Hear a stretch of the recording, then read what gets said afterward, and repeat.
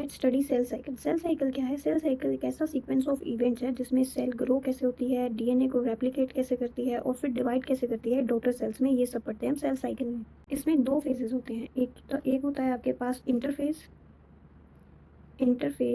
And एक होता है आपका एम फेज। एम फेज यानी कि माइटोटिक फेज, जहाँ पे माइटोसिस होती है। माइटोटिक फेज एम फेज है और इंटरफेज आपका 90% साइकिल बनाता है। 90% ऑफ साइकिल आपका इंटरफेज से बनता है, जिसमें आता है गैप 1, G1, S, G2। ये तीनों आपके इंटरफेज की कैटेगरी में आते हैं। ये तीनों आपके इंटरफेज के अंडर आते हैं, G1, S, G2। फिर यहाँ से आपका शुरू हो जाता है माइटोसिस, साइटोकाइनेसिस। इंटरफेस में जैसे G1, S, G2। G1 में क्या होता है, आपकी सेल जो है वो ग्रो करने लगती है और यहाँ पे आपके प्रोटीन की सिंथेसिस हो जाती है, प्रोटीन सिंथेसाइज होगा और ऑर्गेनेलीज बनेंगे और ये चेक करता है कि वेदर कंडीशन डिवीजन के लिए फेवरेबल है या फिर नहीं।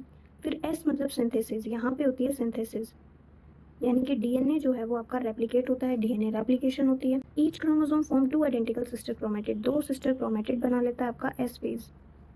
फिर आता है आपका G2 फेज।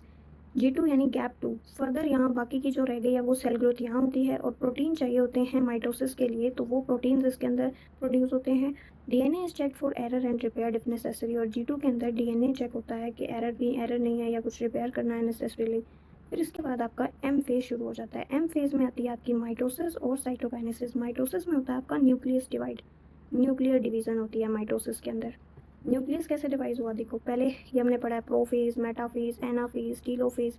जो प्रोफेज है उसमें क्रोमोसोम कंडेंस हो जाते हैं और मेम्ब्रेन डिसअपियर हो जाती है। क्रोमोसोम यहाँ कंडेंस हुए एंड मेम्ब्रेन डिसअपियर। मेटाफेज में वो एक इक्वेटर लाइन, जैसे ये मेटाफेज में ऐसे इक्वेटोरियल लाइन के ऊपर क्रोमोसोम्स आ जाते हैं। फिर आता है एनाफेज। एनाफेज में दोनों वो अपोजिट पोल्स में चले जाते हैं, जैसे ये ऐसे डिवाइड हो जाएंगे, अपोजिट पोल्स पे चले जाएंगे। टेलोफेज में आपके हर क्रोमोसोम के सेट के अराउंड एक नई मेम्ब्रेन की फॉर्मेशन होनी शुरू हो जाती है। फिर फाइनल आता है साइटोकाइनेसिस, यानी कि साइटोप्लाज्म की डिवीजन। अब साइटोप्लाज्म डिवाइड होगा तो 2 डॉटर सेल्स में वो कन्वर्ट कर देगा। फिर यहाँ पे cytoplasm 2 genetically identical daughter cells बनाता है, ये आपका साइटोप्लाज्म डिवाइड हो गया। तो फिर आपका फिर से G1, S, G2 और ये साइकिल चलता रहता है। इसके अंदर इंटरफेज आया, माइटोसिस, साइटोकाइनेसिस। इस साइकिल का मेन पर्पस होता है सेल की ग्रोथ कराना एंड डीएनए का replication. This was your cell cycle.